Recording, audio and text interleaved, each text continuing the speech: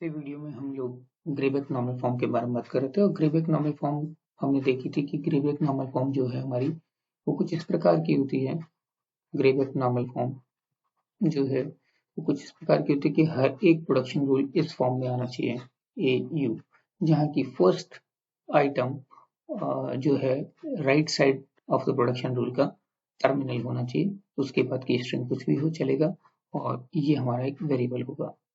सो इस फॉर्मेट में जब भी कोई प्रोडक्शन, सारे प्रोडक्शन रूल यदि इस फॉर्म में होंगे एक्सेप्ट ऑफ कोर्स एक्सेप्ट ये वाला, यदि ऐसे होंगे तो उसको ग्रेबेक नॉर्मल फॉर्म कहेंगे। मतलब उस ग्रामर को हम ग्रेबेक नॉर्मल फॉर्म में कहेंगे कि वो ग्रामर ग्रेबेक नॉर्मल फॉर्म में है। अब हमारे लिए हम आइडेंटिफाई कर चुके थे कि रिकर्शन क्या होता है, लेफ्ट रिकर्शन क्या होता है, उसे रिजॉल्व कैसे करते हैं, ये सब हमने कर लिया। अब हमारा दूसरा समस्या आती है कि कोई जरूरी नहीं है कि हमारे पास में जो रिकर्शन है वो डायरेक्टली अवेलेबल हो सकता है वो इनडायरेक्टली अवेलेबल हो। अब यदि इनडायरेक्टली अवेलेबल होगा तो हम उस रिकर्शन को कैसे पता कर पाएंगे। हमारे पास में कई मेथड होते हैं। कुछ मेथड्स जो हैं वो ह्यूमन सेंट्रिक होते हैं, और वो इंट्यूटिव भी होते हैं क्योंकि हम लोग ह्यूमंस हैं। तो डेफिनेट सी बात है कि वो हमारे पास में इंट्यूटिव हमें वही मेथड्स लगते हैं जो ह्यूमन सेंट्रिक होते हैं। और कुछ कंप्यूटेशनल सेंट्रिक होते हैं,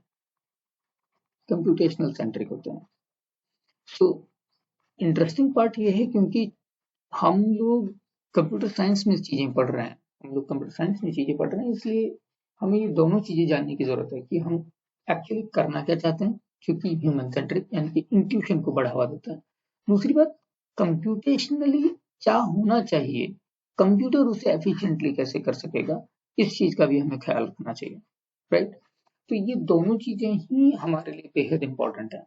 यदि ये दोनों चीजें हमें चाहिए तो हमें उसके लिए काम करना पड़ेगा।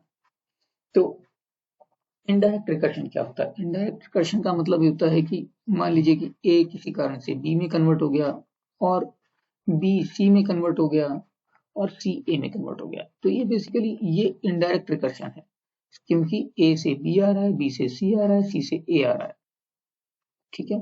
तो इस इनडायरेक्ट रिकर्शन को पकड़ना ही हमारे लिए इंपॉर्टेंट है।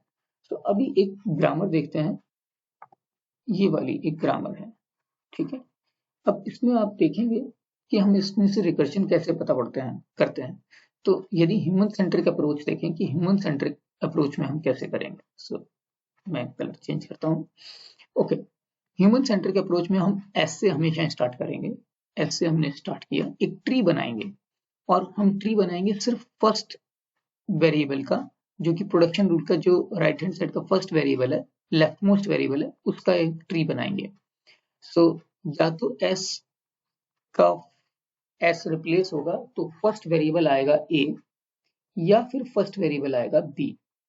सो यहां से ये फर्स्ट वेरिएबल हो सकता है या ये फर्स्ट वेरिएबल हो सकता है। और यदि ए फर्स्ट वेरिएबल है तो उसके बाद आएगा बी, ठीक है जी, बी लगा देते हैं। या ए से हम आ सकते हैं सी पर, ए से हम आ सकते हैं सी पर, ठीक है। सो ये वाला पार्ट भी कवर हो गया कि ए बी से हम ए से बी पे आ सकते हैं या ए से सी पे आ सकते हैं, ठीक है। इसी तरीके से यदि हम बी का देखें तो बी कहाँ कहाँ कन्वर्ट हो सकता है, बी ए में कन्वर्ट हो सकता है, तो बी ए में कन्वर्ट हो सकता है, ठीक है। यहाँ पर भी बी ए में कन्वर्ट हो सकता है। अब यदि हम इसको यूं ना देख करके ये देखें कि यहाँ पर जब इसको यूं कनेक्ट कर रहे हैं तो ये रिकर्शन नहीं कहलाएगा क्योंकि ये पूरी तरह से डायरेक्टेड लूप नहीं बना रहा। लेकिन ये वाला जो रिकर्शन है ये डायरेक्टेड लूप बना रहा है क्योंकि ये आप यहाँ पे डायरेक्ट करोगे, राइट। तो चूंकि ये डायरेक्टली आप यहाँ पर डायरेक्ट कर रहे हो तो इससे इसका रिकर्शन बन रहा है। यहाँ पे रिकर्शन नहीं बन रहा, यहाँ पर बन रहा है। तो ये जो इनडायरेक्ट रिकर्शन है ये हमें लेके आना है, ये हम सामने लेके आएंगे और फिर इसको सामने ला करके इसको रिजॉल्व करेंगे। तो हमारा मेन वर्क क्या होगा इस पर्टिकुलर चीज को लेकर के कि सबसे पहले इनडायरेक्ट रिकर्शन को हम पकड़ पाए कि इनडायरेक्ट रिकर्शन एग्जिस्ट करता है। रिकर्शन का एग्जिस्टेंस।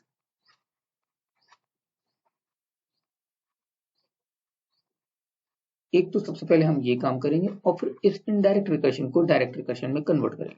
तो दूसरा काम क्या है, इनडायरेक्ट रिकर्शन को indirect recursion should be converted to direct one, direct recursion. अब डायरेक्ट रिकर्शन को तो आपको सॉल्व करना आता है, तो उसके लिए मुझे शायद आपको बात करने की जरूरत नहीं, पर हम इनडायरेक्ट रिकर्शन को डायरेक्ट रिकर्शन में कैसे कन्वर्ट करेंगे ये हमें देखना है। अच्छा, ये भी बहुत सिंपल है, हमें बस रिप्लेसमेंट करते जाना है। जहां पर हमें समझ में आ गया कि यहाँ पर एक डायरेक्ट रिकर्शन आ रहा है या यहाँ पर इनडायरेक्ट रिकर्शन आ रहा है, तो वो रिप्लेसमेंट हम करते चले जाएंगे। और हम कह सकते हैं कि हम बी को रिप्लेस करते चले जाएंगे। जहां जहां पर भी बी मौजूद है हम वहां वहां पर रिप्लेसमेंट कर देंगे। स्पेसिफिकली उन जगहों पर जहां पर ए मौजूद है, ए लेफ्ट साइड में मौजूद है, उन जगहों पर हम बी का रिप्लेसमेंट करेंगे। ठीक है, तो हमको इस यहाँ पे तो हम चेंज नहीं करेंगे, यहाँ पर चेंज करेंगे और फर्स्ट सिंबल को ही चेंज करेंगे। बाकी सारे सिंबल्स को चेंज करने का कोई मतलब नहीं बनता। यानी कि हर प्रोडक्शन के फर्स्ट सिंबल को, जो भी प्रोडक्शन हम लेना चाहते हैं, हम उसके फर्स्ट सिंबल को, क्योंकि आप देखेंगे कि मोस्टली एक ये प्रोडक्शन इन्वॉल्व है इनडायरेक्ट रिकर्शन में, और दूसरा प्रोडक्शन जो इन्वॉल्व है वो ये वाला इन्वॉल्व है। इन दो की वजह से हमें समझ में आया कि इस पे रिकर्शन है। क्यों? क्योंकि ए बी में कन्वर्ट हो रहा है और बी ए में कन्वर्ट हो रहा है, राइट। तो इसी चीज को अब हम कंप्यूटर के तरीके से, या कंप्यूटर इसे कैसे पकड़ सकता है, पहले हम वो भी देख लेते हैं। ओके, तो हम क्या करते हैं, जिस ऑर्डर में हमने ये ट्री बनाया है, सबसे पहले उस ऑर्डर में हम इनको नाम देना शुरू करते हैं विद इंडेक्सेस। सो एस जो है, एस सबसे पहला नंबर है, सबसे पहला आइटम है, उसको हमने A0 दे दिया या A1 दे दिया नाम। ठीक है, अब ब्रेड्थ फर्स्ट सर्च करके इस ट्री पे चलेंगे। ठीक है, और एट अ टाइम, मतलब हम यूनिकली नंबर्स जो है ना, वो चूंकि ये असाइनमेंट जो हो रहा है, ये रीनेमिंग हो रही है, तो ये रीनेमिंग सिर्फ एक ही नाम मिलेगा। ऐसे नहीं कि ए यदि 2 बार अपीयर हो गया है तो इसको 2 डिफरेंट नाम मिल जाएंगे, ऐसा नहीं होगा। सो इसको मिलेगा एक ही नाम। ठीक है, तो ये ट्री हम तब तक बनाएंगे जब तक हमारे सारे के सारे आइटम्स यूनिकली कवर नहीं हो जाते। Once they are uniquely covered, it is covered, we don't need to care about it. Okay, अब एस का नाम हो गया A1। फिर यदि हम ब्रेड फर्स्ट वे में चलें तो फिर ए की चीज आएगी, ए का नाम बनेगा A2। फिर बी का आएगा, बी का नाम बनेगा A3। और क्योंकि बी ऑलरेडी आ चुका है तो हम बी को दोबारा से असाइन नहीं करेंगे। अब आएगा सी का नाम और सी होगा A4। ठीक है, अब यदि इन नामों को ये पुरानी जो ग्रामर थी हमारी उसमें रिप्लेस कर देंगे, तो देखिए क्या होता है। इन नामों को हम इस ग्रामर में रिप्लेस कर देते हैं। सो S becomes A1, S A1 बन गया हमारा। ठीक है, ए क्या बन गया A2, बी क्या बन गया A3, बी क्या है A3 और सी क्या है A4। ठीक है, इसके बाद ए बी बी सी, इसको हम पहले हमने इसको किया था, ये वाला हमने कर दिया है, ये वाला है, राइट। ये वाला जो है प्रोडक्शन रूल यहां पर आ चुका है इस फॉर्मेट में, राइट। अब दूसरा प्रोडक्शन रूल देखते हैं। यहाँ A2 बी में कन्वर्ट हो रहा है, यानी कि A3 में कन्वर्ट हो रहा है। ठीक है, या फिर CA में कन्वर्ट हो रहा है, CA मीन्स A4 A2 में कन्वर्ट हो रहा है। तो आप इसको देख सकते हैं कि ये वाला जो है, ये वाला जो प्रोडक्शन रूल है, ये हमने यहाँ कन्वर्ट कर दिया है। अब तीसरा हम और एक देख लेते हैं। तो तीसरा हमारे पास में क्या है, B is A3 and A3 goes to A. A is what? A is A2 और C क्या है? C है A4. ओके, सो हमने सारे कन्वर्ट कर लिए हैं, राइट, हमने सारे कन्वर्ट कर लिए हैं। ये B वाला भी हमने कन्वर्ट कर लिया है, राइट। सो इस तरीके से हमने कन्वर्ट कर लिया। अब हम ये देखते हैं रिकर्शन हम कैसे पता करेंगे। यदि यहाँ का जो नंबर है ये छोटा है हमेशा इस नंबर से, राइट, यदि हमारा left hand side of the production rule का जो इंडेक्स है वो राइट हैंड साइड के फर्स्ट वेरिएबल से लेफ्ट मोस्ट वेरिएबल के इंडेक्स से छोटा है, यदि ये वाला नंबर छोटा है इससे, तब तक तो ठीक है। ये नंबर जो है ये छोटा है इस नंबर से, ठीक है। ये नंबर जो है छोटा है इस नंबर से, ठीक है। ये नंबर जो है छोटा है इस नंबर से, ये ठीक है। ये नंबर जो है ये बड़ा है इस नंबर से, यदि बराबर होगा तो लेफ्ट रिकर्शन आएगा, डायरेक्ट लेफ्ट रिकर्शन आएगा यदि बराबर होंगे तो।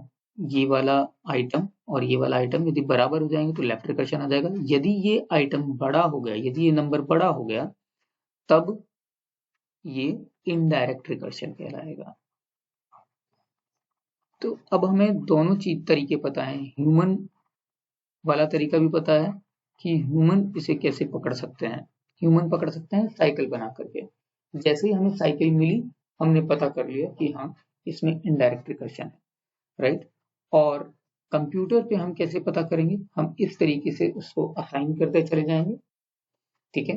A1 को A2, A1 को A3, राइट। ये नेमिंग कन्वेंशन जब हम असाइन कर रहे होंगे इसको ब्रेथ फर्स्ट वे में असाइन करेंगे इंडिसेस को, और जब हमने असाइन कर दिए तो अब हमें कहीं पे भी किसी भी प्रोडक्शन रूल में यदि नंबर जो है डिक्रीजिंग ऑर्डर में मिल रहे हैं